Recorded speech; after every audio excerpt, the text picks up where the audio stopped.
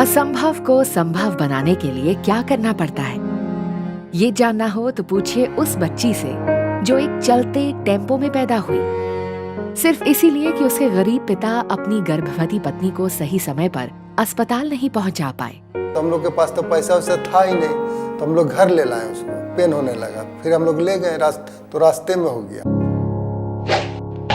किसने सोचा था कि सड़क पे चलते वाहन में अकस्मात पैदा हुई ये बच्ची एक दिन वर्ल्ड नंबर 1 तीरंदाज बन जाएगी। यही नामुमकिन सी दिखने वाली सच्ची गाथा है पद्मश्री दीपिका कुमारी की।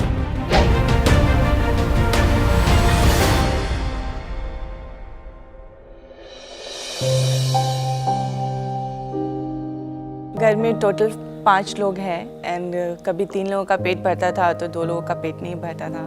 कभी सब्जी खरीदने के लिए हमारे पास पैसे होते थे तो कभी नहीं होते थे। मैं हॉस्टल में रहूँगी, सब कुछ फ्री ऑफ कॉस्ट मिलेगा तो एटलीस्ट मेरे घर का एक बर्डन कम होगा और वो लोग अच्छे से रह पाएंगे। रिकर्व बो मैं पहली बार उठाई थी तो मैंने वैसे ही एक कंपटीशन में पार्टिसिपेट किया था।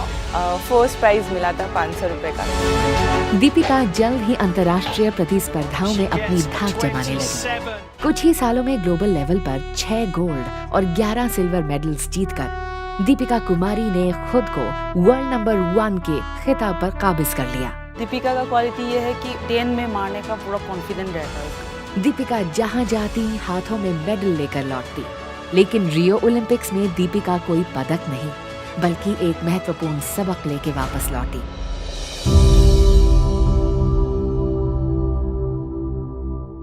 रियो ओलंपिक हारने के बाद मैं बहुत दुखी थी।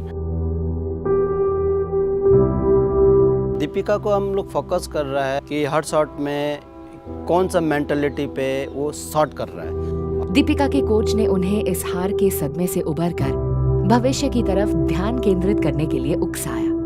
भारत सरकार ने भी इस हुनरवान खिलाड़ी का मनोबल बढ़ाने के लिए उनकी सफलताओं का सही संज्ञान लिया और उन्हें अर्जुन पुरस्कार के साथ साथ पद्मश्री से भी सम्मानित किया।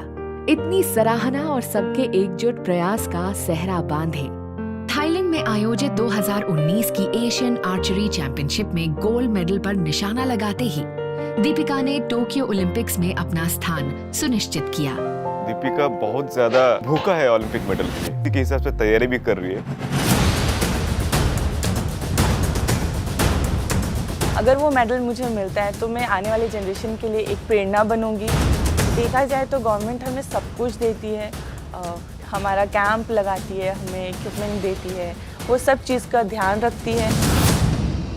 एकलव्य या अर्जुन जैसे धनुर्धर अगर कभी स्त्री के रूप में जन्म लेते तो उनका नाम होता दीपिका कुमारी, यानी 130 करोड़ भारतीयों की ओलंपिक्स की आशा।